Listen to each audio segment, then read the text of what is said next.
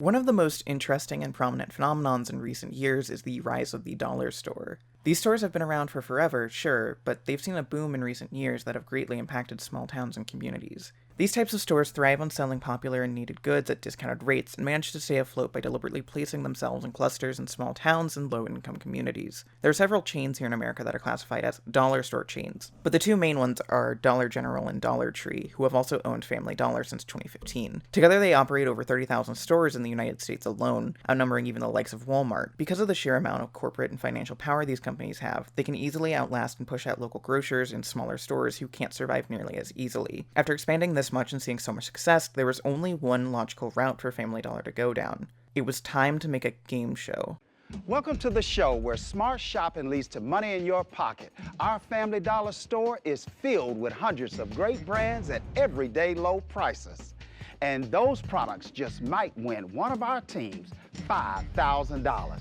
I'm Pat Neely, and it's time to save to win, baby! Save to Win was an award-winning game show that aired on Saturday mornings on the CW, the first new network game show since 2009. It premiered in late 2016 and aired 15, well, technically 17, episodes before finally quietly ending with a little fanfare. It's, on the surface, a pretty unremarkable series. There's not much in the concept that would immediately draw a person in. The only thing about it that really stands out is the main conceit of it. This is a game show made by Family Dollar.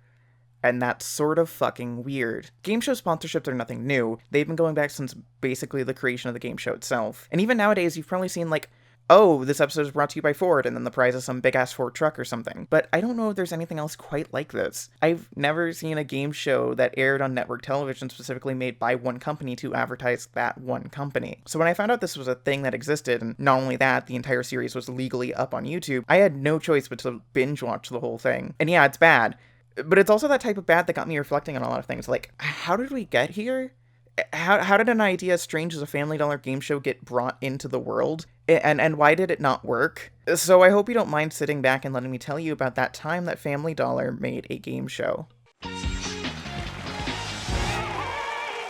So just in case you're someone who doesn't have dollar stores in your area, here's a real simple explanation just to get you up to speed. Dollar stores are small general stores that specialize in selling items at very low prices, like lower than what you'd usually expect. This is done either by selling smaller sizes of name brand items, selling knockoff items, or buying bulk or unused stock from other businesses. The UK equivalent would be Poundland, and the Canadian equivalent would be the Dollarama. Despite what the name implies, not every dollar store sells items for $1. Family Dollar, for example, has a wide range of prices comparable to your local grocery store, while every item at Dollar Tree is $1. Family Dollar and Dollar Tree are also the same company, by the way. That seems worth saying. In 2015, Dollar Tree finished their acquisition of Family Dollar and all of its stores. They decided to put it to use and get the brand rolling along. While Dollar Tree was doing really well because of its fixed price point, it was time to give Family Dollar a huge promotional pitch. Here's where the Smart Ways to Save campaign came in. The Smart Ways to Save campaign would try to make Family Dollar seem like a good deal compared to competing brands, especially now that Family Dollar would technically have competition with itself since they were part of the Dollar Tree family. Said campaign placed focus on revamping the Family Dollar stores, rolling back prices, and introducing the Smart Coupon app, where users could sign up and add coupons which would automatically be used on their transactions at checkout. But just having an app to promote the store wasn't enough. What you needed was something to promote the app. Enter Save to Win. Save to Win was announced in 2016 to be a part of the CW's One Magnificent Morning program block, where it was paired up next to shows like Calling Dr. Pol, Vacation Creation, and Unlikely Animal Friends.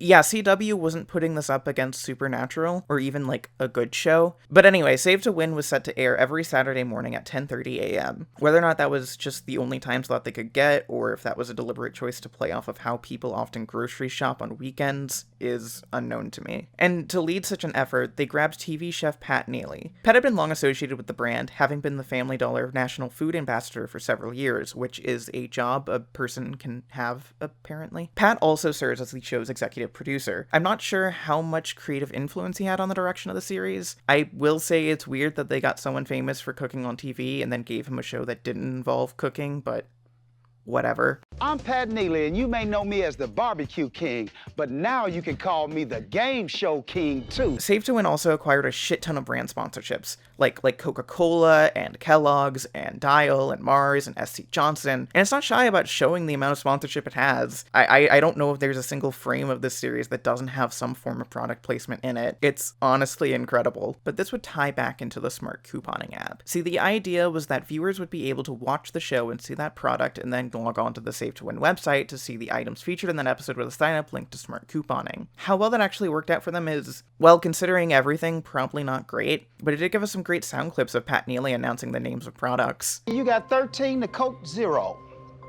All right, Coke Zero, it's Coke Zero. Coke Zero, Cherry Coke, Cherry Coke, Cherry Coke. It's Coca-Cola, Coca-Cola. It's Diet Coke. That's the Diet Coke. Save to Win premiered on November 5th to seemingly little fanfare. Not a lot of people talked about this show, even as a, that's weird footnote. There were very few articles I could find that talked about the show at all, beyond Family Dollar's website itself, and even that I needed to use the Wayback Machine to find. The show isn't even mentioned anywhere on Family Dollar's Wikipedia page. And as for the ratings, well, I don't know what its live ratings were. I can say that they uploaded the episode to YouTube the next day, and the view count isn't too great, and this has the highest views out of any of the episodes. Save to Win would keep tumbling on, though, throughout its first season order. It did have several breaks for some reason. It aired an episode on December 4th, and then just didn't air a new one until January 14th, and then went on an 8-week hiatus after March 4th, just playing 8 weeks of reruns. The show aired 17 episodes total, though only the first 15 were actual episodes of the show. Episode 16 was a clip show, and episode 17 was a behind-the-scenes look at episode 1. Both of these also had occasional recipes by Pat, where he shows you how to make abominations with Family Dollar ingredients. And then that's it. Save to Win aired its final episode on May 27th, 2017, and ran repeats every Saturday until September 30th, all in that time really failing to gain much traction. Well, okay, it did win a bronze trophy at the 2017 Tellies. That's something, but it wasn't enough to save things, and the series quietly disappeared, most mentions of it being scrubbed from the internet besides Family Dollar's YouTube page. So, what happened here? Why didn't this show resonate with people? Well, to talk about that, we should figure out how Save to Win actually works. Let's take this step by step. Alright, so in the game, 2 teams of 2 compete against each other to win points, here called items in their cart. The first team to get 15 items in their cart wins the game. It should be noted that the items are simply figurative. They do have carts, but at no time do things or items, go in them, but whatever, let's get on to the first round. Here, items are sent down this hilariously cheap-looking conveyor belt with the obligatory camera zoom in to really make this feel like a commercial. These products can range from anything like food to basic hygiene stuff, or really anything you'd expect to find in a Family Dollar. Pat then asks them a trivia question based on the item, and if the team who buzzes in on time gets the answer right, they get an item in their cart. If they get the answer incorrect, the other team gets the point. If no one answers in time, nobody gets the point. This goes on for a total of 7 questions, so 7 possible points total. This is the most basic of game show games. It's trivia questions. It's really hard to fuck that up. As such, this is the part of Save to Win that's really the most structurally solid. It's not necessarily entertaining, but at the very least, it's something. The main complaint I have about this part is just a problem with the nature of trivia. Because the questions are based on brands and various products, the difficulty scaling can be very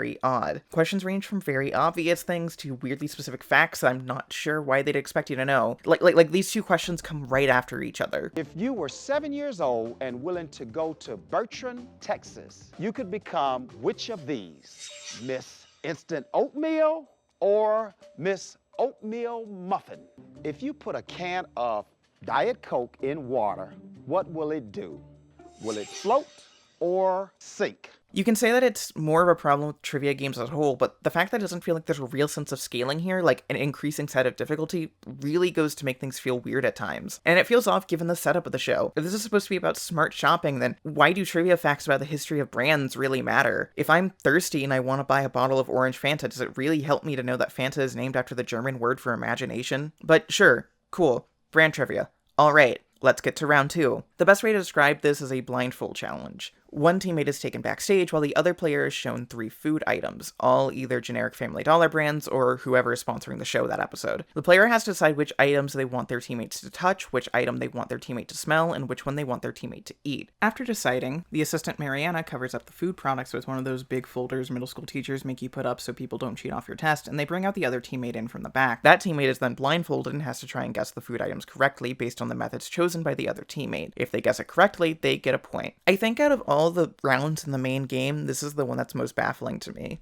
I'm not quite sure why this exists. Like, I imagine that this was something that they thought would be really funny to see. Like, wow, this would produce some amazing reaction clips, right? You can kind of tell this by the fact that they've uploaded several isolated videos from this section on their YouTube and social media channel. But because the food they're using is so basic and average, the most reaction you get out of people is just basic confusion. And admittedly so, because sometimes the section can just be odd. Like, there's one moment where a woman is touching a plate of cookies and she guesses that what she's touching is cookies, but she gets the answer wrong anyway because the answer was actually coconut cookies. When I watch that, I'm not thinking, oh no, how could she have made such a blunder? I'm thinking, they really expected her to be able to guess that? The second justification for this game that I can think of is to promote the types of food available at Family Dollar. One of the funniest mannerisms Pat has during this segment is that whenever Family Dollar brand food shows up, he has to say the full name of the product, so you get such great voice lines as Family Gourmet Gummy Bears, the Family Gourmet Chunk Ham, Family Gourmet Pork and Beans, and the like, because Lord forbid if you don't know the exact title and who made it. But if this exists to promote Family Dollar foods, then it's kind of doing a shit job at it. Most of the people really struggle with this section, with it being rare to see someone get 3 out of 3 points correct. The main takeaway I got from this more than anything is that when isolated to just single senses, the food for sale at Family Dollar isn't really all that notable or identifiable, which seems to be the opposite of how you want to promote food. One of the things that makes this section even stranger is that because of the fact that you have to make the player choose between the 3 items, bring the other contestant from the back, put the blindfold on the contestant, then give all 3 food items to the contestant, and then do this again with the other team, this section of the show is longer than any of the other segments. Yet the most a player can win in this round is 3 points, making this round feel almost entirely inconsequential in the grand scheme of things. This takes us to round 3. Once again, we're back to using the conveyor belt. Here, Pat names off a list of items as they go down the belt, and Mariana places them into the bag. The contestants are expected to memorize all the items on Pat's list and recite them one at a time from memory, alternating between the 2 teams. Like most of Save to Win, round 3 is really boring and dull. It's wild to me that what's supposed to be the intense climax of the show is a memorization game. The most interesting thing about this round is how completely and totally broken it is. It all comes back to the amount of points you can get. Whichever team guesses the last item on the list correctly gets all the points. If one of the contestants gets the item wrong or takes too long answering, the other team gets all the points. Pat does this game for 3 rounds, each time adding more and more items to the list,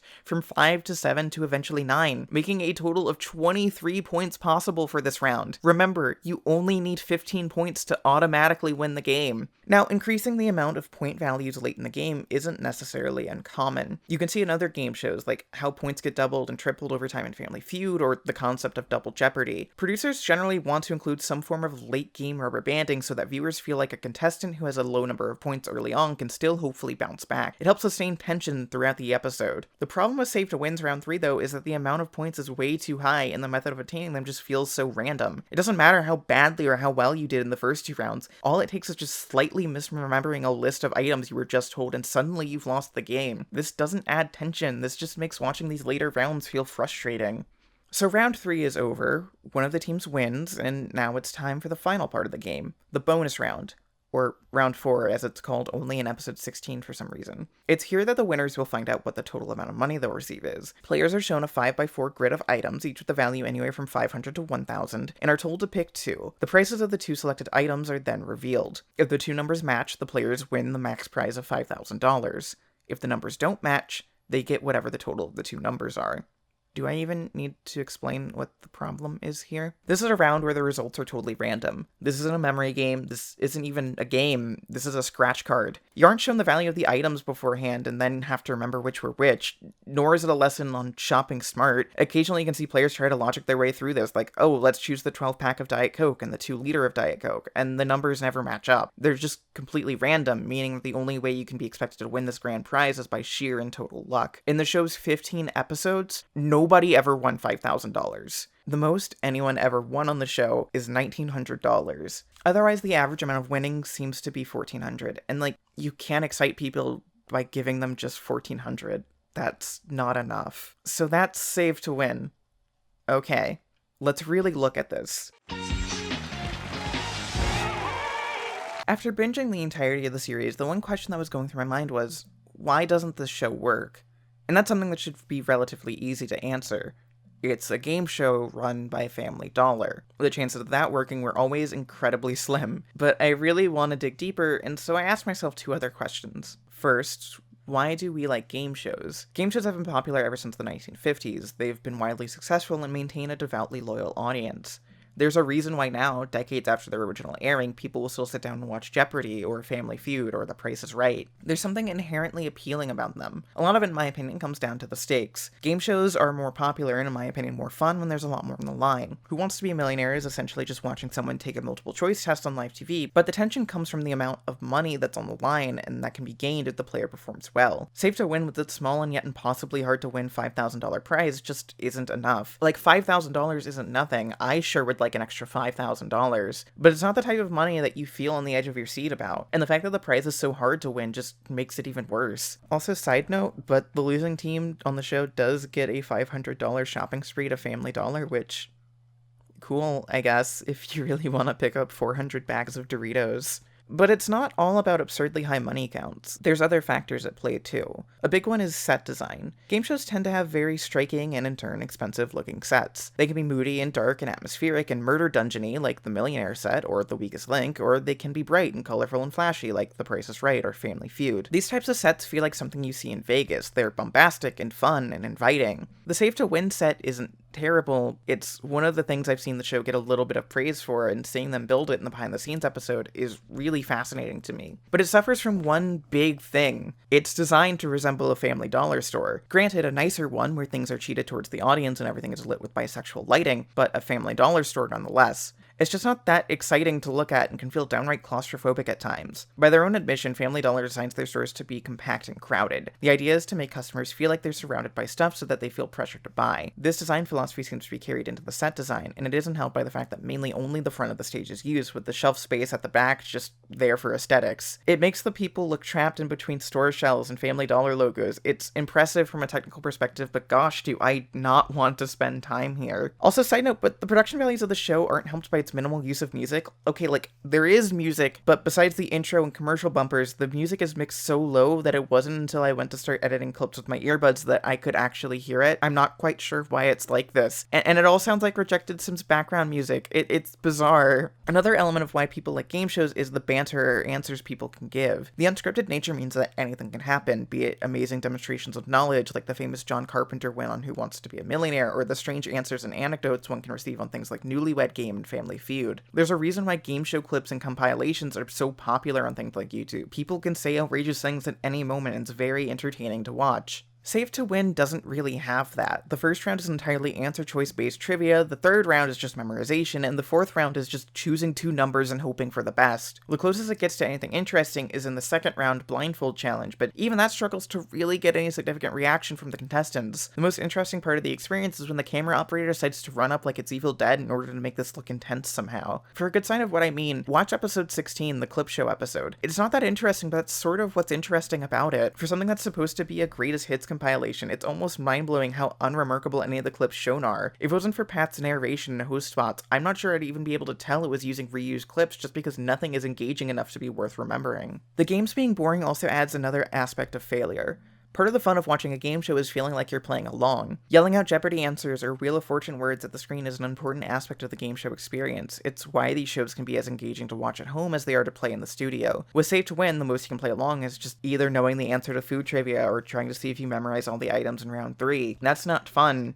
I can't imagine finding that fun. Okay, so with all this in mind, I feel like there's a second question that needs to be asked. Why do people like dollar stores? The answer to this feels really simple. It's cheap and it's there. I mean, that's the reason most people make their financial decisions, but especially when it comes to things like food and household items that you need to spend money on no matter what. There's a reason why dollar stores thrive in low-income areas and small communities without a lot of options. There's a reason they saw their economic boom post-recession. This may be presumptuous, but dollar stores aren't things you stand because they produce quality things or have a lot of specialty items. They're places you go to because you can get things you need at prices you can't afford. Whenever I go to a dollar store, I'm not jumping for joy about how much I love the experience. I'm begrudgingly there because I need to buy an umbrella so that I don't get sick walking around campus again, but I only have $5 to spare. So the decision to pair this up with a game show is just odd. Like, If you're somebody who loves dollar stores and really appreciates them or relies on them, then cool, good on you. But I'd like to place emphasis on that concept of relying on them. By the most generous interpretation of the dollar store model I can give, they're a business you depend on. It's not a luxury. For a lot of people, it is a necessity. Compare this to game shows, which are all about the image of luxury. They're designed to look larger than life, a step away from reality. Bright lights, wide open space, well-dressed host, fancy cars, elaborate boards, big prizes. Game shows are the golden ticket, promising you a magic adventure and the chance to enter a world different from your own, with the chance to come out of the other side different than you were before. The dream of being on a game show is like the dream of winning the lottery or hitting the jackpot. It is an image directly contradictory to dollar stores. Nobody is excited by dollar stores. Nobody stands dollar stores. Nobody dreams about entering the most elaborate dollar store in the world and winning lots of money because they're at the dollar store. For a lot of people, the image brought to mind by dollar stores is financial desperation. And if you try to combine the reality of poverty with the illusion of opulence, well, it's not going to work. It just won't. It doesn't even look like a fun show to be on. Like, I can't say these people look like they're having fun. I think one of the strangest choices was to dress everyone, except Pat, in the Family Dollar uniform. Because nothing says fun game show to me like being in the same type of polo shirt and khaki pants I associate with my first shitty minimum wage job. Wow, maybe if I get to hop on the set in person, I'll get to see Mary on a super cool grocery store conveyor belt. So that's Save to Win. It's a show seemingly for no one that served no reason to exist other than to create marketing buzz. It's a show that died in 2017, and well, I would say it's been forgotten, but to be forgotten, you would have had to be noticed in the first place. Ever since it won the Telly Award in 2017, there just hasn't been any updates. Okay, that's a lie. There is one Facebook update that was made on February 28th, 2020. That's it. It just says that the status got updated. Otherwise, the page hasn't really been updated or interacted with in a while, and it really shows just how people cared about... Wait. Hold on a second. Save to Win is a weekly half-hour series presented by Family Dollar and hosted by Pat Neely that helps teach families how to trim their weekly grocery bill. Each episode will feature 3 different couples who will compete in a race against each other. Each week, Save to Win features a series of action-packed games that will have contestants running wild in the aisles. Our contestants are savvy shoppers who take pride in making the most economical choices when it comes to grocery shopping. The couple who saves the most money on their final grocery bill wins? That's not the show. That's not the show at all.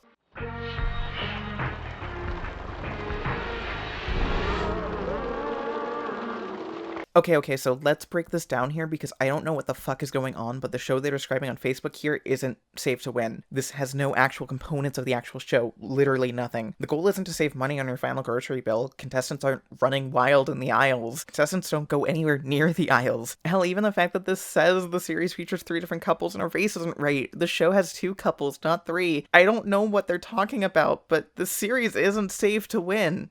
Wait, I actually do know the show they're talking about. That's Supermarket Sweep. Yeah, the show where 3 couples compete in a supermarket, race each other to get the most products in their cart. Yeah, that show even has a grand prize of $5,000, same as Save to Win. Okay, granted, $5,000 in 1991 was more like $10,000 today, so Save to Win still comes off as looking really pathetic here, but still, the resemblance is there. So, how did this description get here?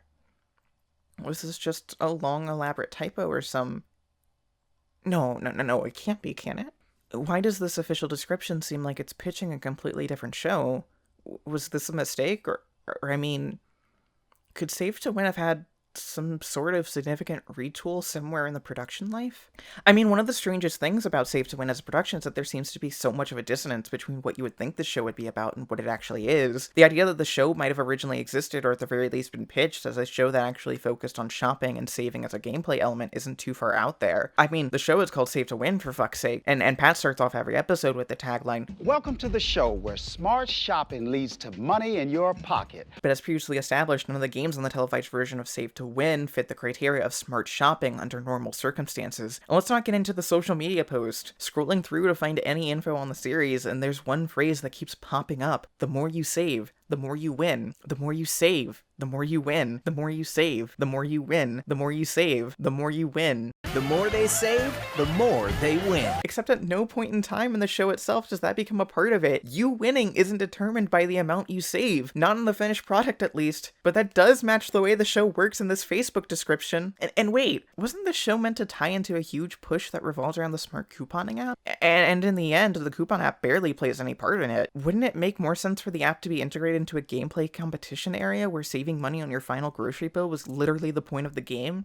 Also, hold on a second. Okay, maybe I'm staring too deep into the abyss here, but let's look at the opening to Save to Win. It shows a first-person perspective of running down the aisles of a family dollar store and throwing items into your cart. Now, the French show also uses items in cart as a euphemism for points, but this could also represent whatever version of the show this is. I mean, look, I can't prove any of this stuff. I'll put that up front. This is all speculation on my part, and maybe this was just a misleading description put up by some intern at the CW. But god damn it, I really feel like trying to get to the bottom of this, even if it does mean putting a huge-ass tinfoil hat on my head. If other CW shows can have wild-ass conspiracy theories after they ended, why can't this one? Okay, so the first thing we need to do here is compare dates and information. I was curious about the February 2020 status update on Facebook. Its vagueness really throws things off, especially because it could mean that the update was modifying the description for the show for some reason. This isn't clarified by the fact that if you boot up the About section of the series page, none of it seems like info that has been added or modified recently. The website in the bio is a dead link. The only thing I can think that could really possibly have been changed besides the description is the website link in the header, which leads to the still active website for One Magnificent Morning. I decided to do a test to see if changing the website in the About section of a Facebook page would result in a status update box being posted by adding a new website to an old page I used to run called The Joker.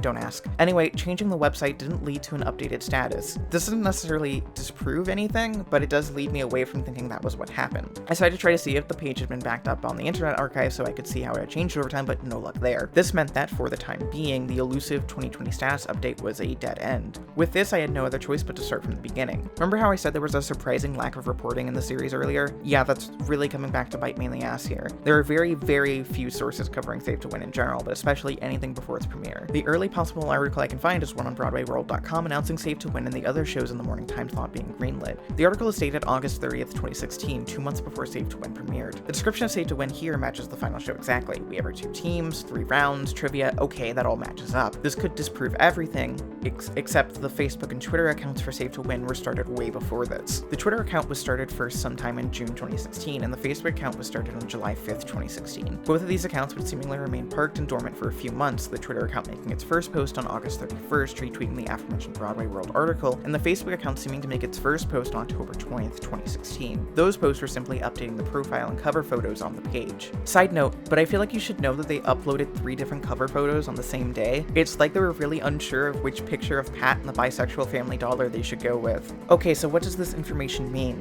It means that at the very least, Save to Win was being considered and planned for a decent amount of time before it was actually publicly announced in the press to be greenlit. While we do know that the basic outline of how the show would look was finalized by the end of August, there's a gap there where who knows what happened, and maybe that could have been when the description was written and placed on Facebook. Basically, you're back at square one, fucking hell. I don't know if there's ever going to be a way to properly confirm this, not unless some people who worked on the show start speaking up, and the odds of that happening are slim because, once again, nobody really remembers this show. Until then, just for fun, let's assume that I am correct, that at the very least, at some point there was an original version of Save to Win that focused on actual shopping that looked like an entirely different game. I mean, the fact that this description even exists at all, regardless of when and why it was put up there, shows that at the very least, it was something in consideration. Why wasn't this what the final show ended up looking like? Well, my first thought would be that the show would draw too many similarities to Supermarket Sweep. The amount of players, the grocery store venue where you race around, throwing items in your cart would have been very similar, and while I don't know if they would be in legal trouble, I imagine it would scare some potential investors and producers who wouldn't want the show to be seen as purely a ripoff. But let's take a second possibility. Let's say the show actually got to some form of testing stage, like they filmed a pilot or something and it just didn't work. I can imagine a variety of reasons why the show, as it exists in this one-paragraph pitch, wouldn't play out well. For starters, Family Dollars are small. Like, they're not gas stations, but it's not going to take you a long time to explore everywhere either. And that's not necessarily a big problem. The store used in Supermarket Sweep doesn't look that big either. But what if you couldn't use an actual store? And what if you didn't have the money to make a full-size store? What if this is your set? One of the things that's really weird when you look at the Save to Win set is that it's too big for the show as it exists now, but also too small for the show in the description.